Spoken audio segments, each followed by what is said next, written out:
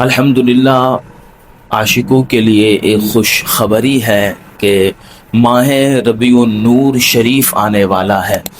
الحمدللہ آج رات ربیع النور ماہ ربیع الاول کا چاند نظر آ جائے گا، اور یہ مہینہ تمام مہینوں سے افضل یوں ہو جاتا ہے کہ تمام مہینوں کو جس ہستی سے فضیلت ملی ہے، اس مہینے میں اسی ہستی کا یوم ولادت آتا ہے۔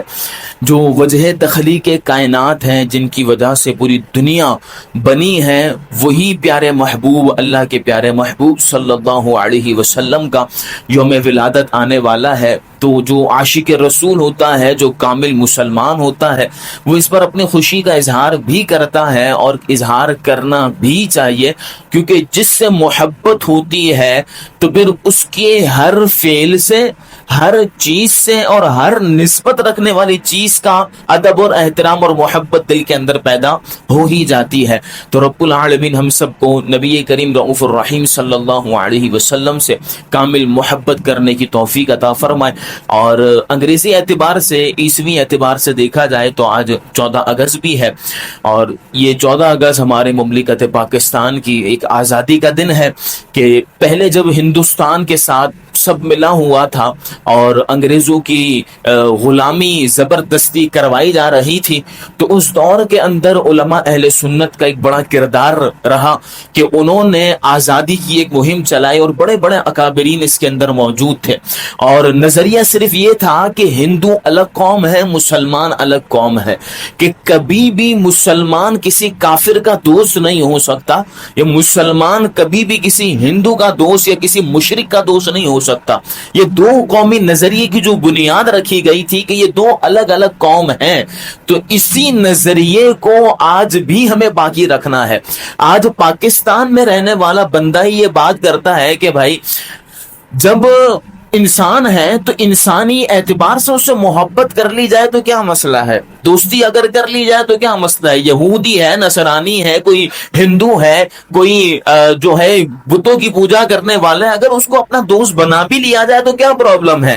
لیکن ہم یہ دیکھیں کہ ہمارے اکابرین نے، ہمارے باپ داداؤں نے، بلکہ میرے باپ داداؤں نے جتنی جانیں دی ہیں پاکستان بننے کے لیے، تو کیا یہ ان کی شہادت سے غداری نہیں ہے کہ جس نظریے کے لیے انہوں نے اپنے بچوں کو کٹوا دیا، اپنے آپ کو کٹوا دیا، وہی سارے کے سارے لوگ ہمیں کیا کہیں گے قیامت والے دن کہ جس مقصد کے لیے ہم نے جانیں لگائی تھی کہ تم آرام سے رہو، تم اپنے نظریے پر کاربند رہو، لیکن تم تو اپنے نظریے سے پھر گئے۔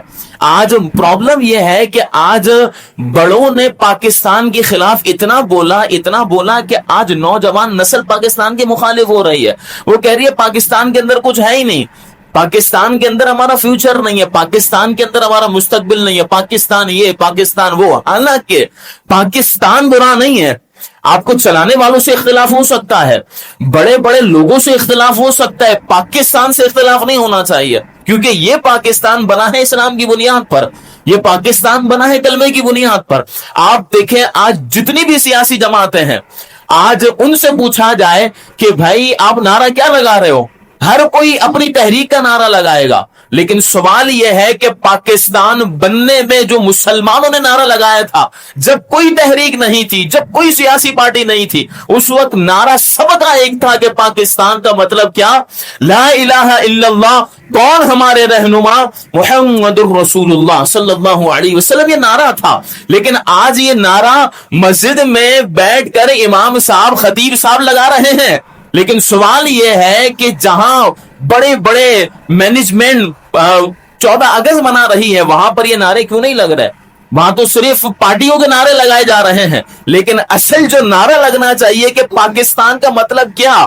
آپ دیکھیں کوئی بھی چیز ہے نا، اس کا مطلب ضرور ہوتا ہے، کوئی نہ کوئی معنی ضرور ہوتا ہے، کوئی نہ کوئی مقصد ضرور ہوتا ہے۔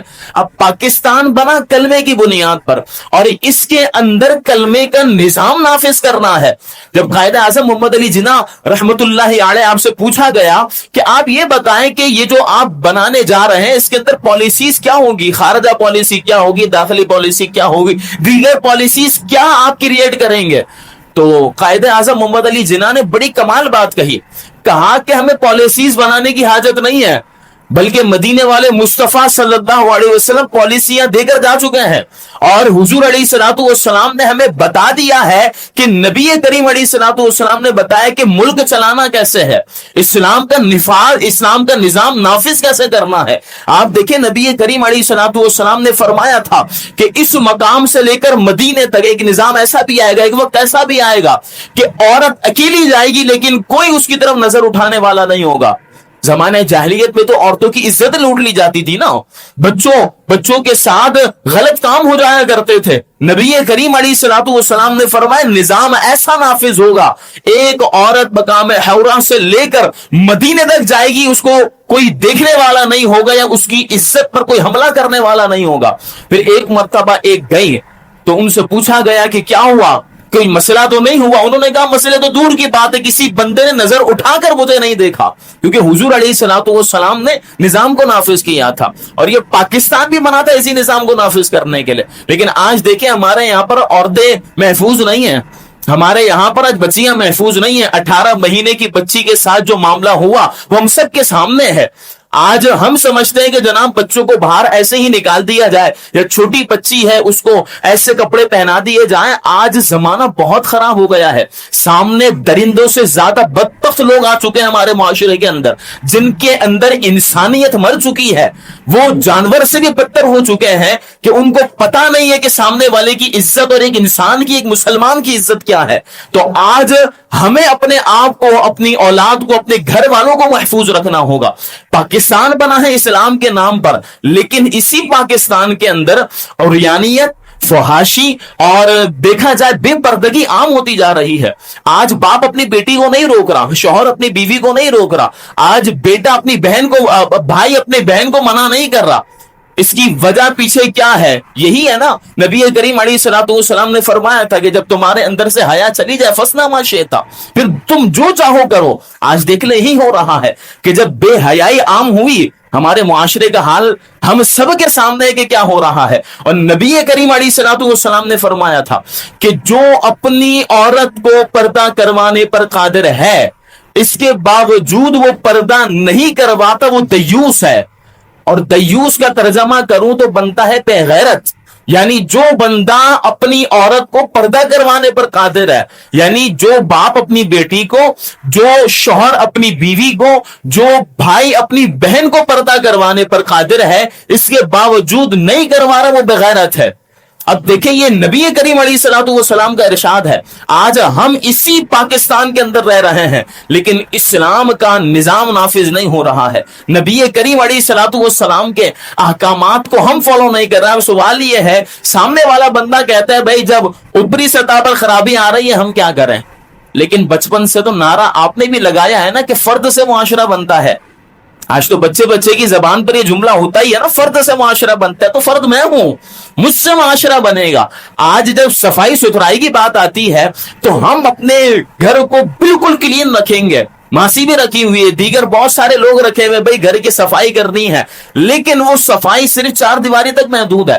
جہاں گھر کا سارا کچرا نکلا اپنے دروازے کے باہر، اپنی گلی کے اندر وہ پھینک دیا جاتا ہے۔ سوال یہ ہے کہ جس گلی میں آپ پھینک رہے ہیں کیا اس گلی سے آپ گزر کر نہیں آتے؟ جس گھر کو آپ نے اپنا سمجھا ہے، اگر گھر کے باہر کا اس حصہ بھی اپنا سمجھ لیا جائے تو پھر وہاں پر آپ کچرا نہیں پھینکیں گے۔ آپ یہ سمجھ لیں جو گلی ہے میری ہے، جس طرح گھر میرا ہے نا اسی طرح یہ گلی بھی میری ہے۔ گھر کے اندر ہلکی سی کوئی خرابی آ جائے، کچھ بھی آ جائے، فوراً صفائی کا معاملہ ہم کرتے ہیں، لیکن باہر روڈ پر، باہر گلی میں یا باہر ہماری سڑک پر اگر کچھ معاملہ ہو رہا ہے ہم کہتے ہیں کوئی مسئلہ نہیں، جن کا کام ہے اداروں کا وہی کام کریں گے۔ لیکن اگر ادارے نہیں کر رہے تو ہر مسلمان کی ذمہ داری تو بنتی ہے نا۔ آج کسی نے واقعہ ایک بڑا کمال سنایا، یعنی ہمارے لیے بہت ساری نصیحتیں اس کے اندر ہے کہ ایک نان مسلم، ایک مسلمان کا پڑوسی تھا، تو اس مسلمان نے پوچھا کہ بھائی تم اسلام کیوں نہیں قبول کر لیتے؟ تو وہ کہنے لگا کہ تمہاری پان کی جو پیک ہے نا وہ مجھے اسلام قبول نہیں کرنے دے رہی۔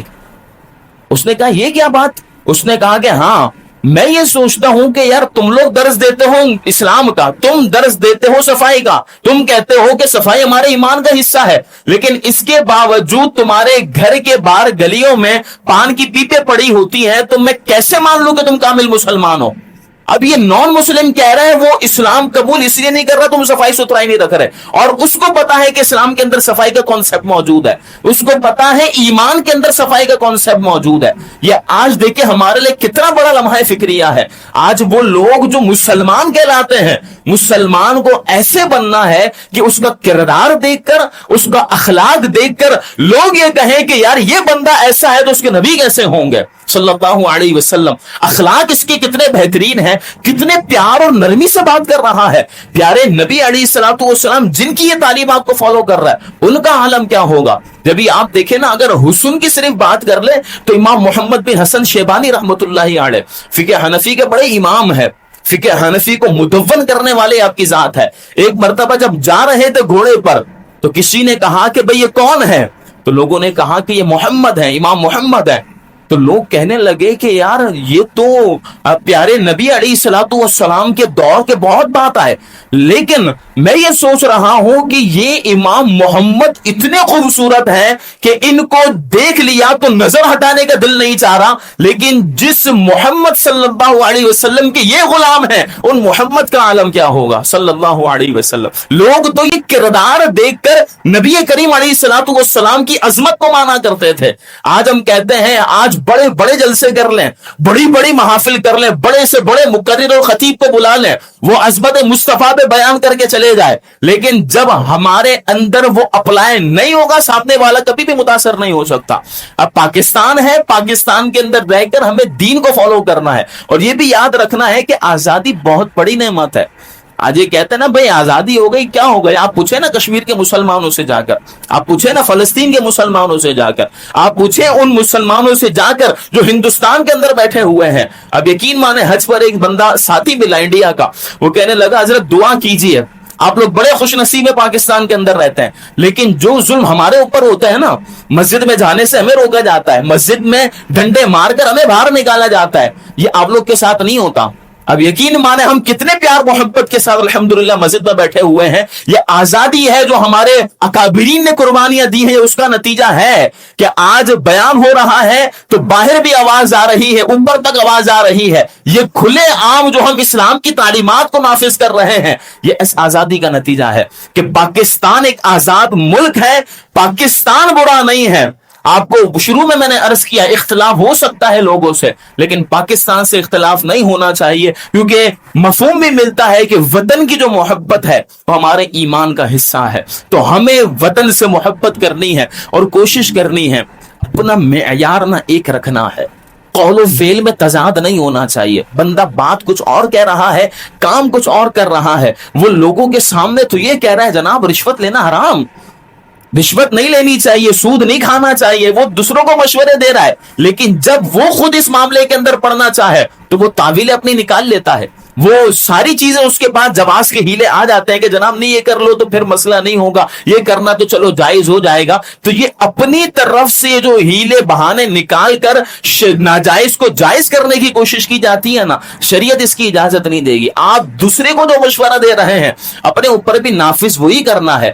آج دوسرے کو ہم کہہ رہے ہوتے ہیں بھائی یہ صفائی کر، تیرے گھر کے باہر یہ کچرا پڑا ہوا ہے، تو نے گلی کے اندر یہ پھینک دیا، لیکن آپ یہ دیکھیں میں اور میرے گھر والے کہ یہ اس کام کے اندر تو ملوث نہیں ہے، ہم دوسرے کو تو مشورہ دے رہے ہیں، لیکن ہمارا فعل ہی اگر اس کے برخلاف ہے تو پھر یہ مناسب نہیں ہے۔ قول و فعل میں ہمارا تضاد نہیں ہونا چاہیے۔ اور دیکھیں آپ یہ جو نوجوان ہے نا، آج کے نوجوانوں میں اور پاکستان میں بڑا ٹیلنٹ ہے۔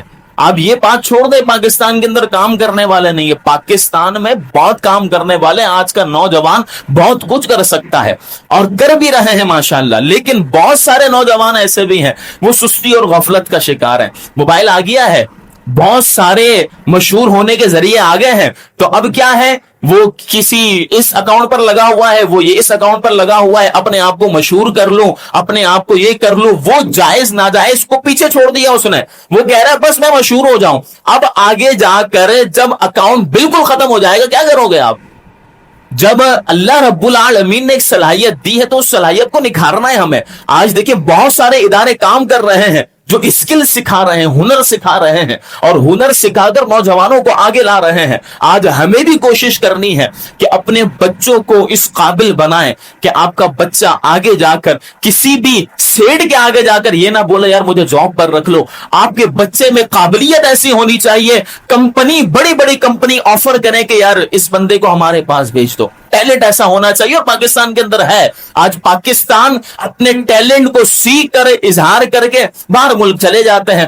دوسرے جو کفار ہیں وہ پاکستانیوں سے, مسلمانوں سے فائدہ اٹھا رہے ہیں, اپنے مطلب کے لیے استعمال کر رہے ہیں, اور ہمارا نوجوان چلے جاتا ہے. تو خدا را ایسا نہیں کرنا. آپ کوشش کریں, ہمارا ملک اپنا ملک ہے. آپ باہر چلے جائیں گے, آپ دبئی چلے جائیں, آپ امریکہ چلے جائیں, کسی بھی جگہ پر آپ چلے جائیں,